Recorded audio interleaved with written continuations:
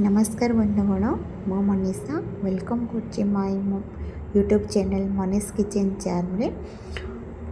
आज मैं बहुत स्वादिष्ट रेसिपी गोटे बनैबा जहाँ ना हो बेबी जैकफ्रूट माने बेबी रो जैकफ्रूट बा पणस। यह ओडिशा तो बहुत फेमस बाहर भी मिले, बहुत कम लोग बाहर खाते कि ओडिशा रे मैक्सिमम लोग खाते। चलतु घरे थिबा घरोई सामान केमती अति सहजरे पणस टावा फ्राए बा पिठो भजा बनी जाए आमे से देखिबा। प्लीज बंधुगण आपण मानक जदि मोर वीडियो भल लगु थाए ताहाले सब्सक्राइब करने को जम्मा भी भूलिबेनी आउ लाइक शेयर निश्चित करेंगे।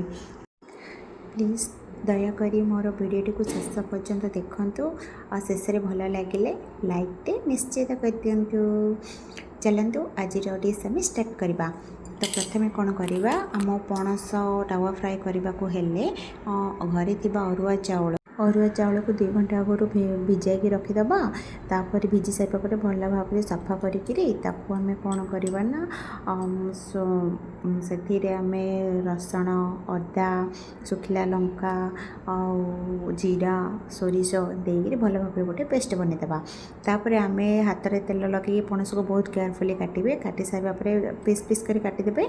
से काटिक भल भाव में धोईक गोटे कड़ाई नहीं कड़ाई हो कि डिश नहीं पानी देकर से हलदी लुण पकईक जो काटी पणस को सफा धोईक आम से गरम पानी रे पके छाड़देवा। तापर आम आगरू जो पिठोटा बाटी सारा पर आम कौन करवा ना टावा फ्राए करने को हेले राग स्वाद अनुसार आप पकेबे से लुण पकेबे हलदी पकेबे मसला गुंड पकेबे। तापर सेपटे टावा गोटे बसई थे गरम हाँपाई गरम मसला तेल लगेदेवे। ये जो आम सीझे रखीदा ठंडा हो सारापर बाहर करी से पिठौरे बुड़े आम टावा पकेबा। टावारे गोटे गोटे करके साइज रखा।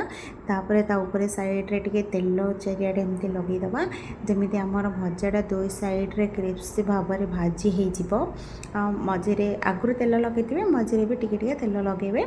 तापर गोटे घोड़णी आणिक घोड़े देवे जहाँकि बाहर कंचा न रहे भल से हावा सीझी तो जाइए बाकी भल हावा न जाकरी जदि हावा गला माने से आपणकर व्हाइट कलर हो हावा न जाकरी से भितर ही रही सीझी जाओ।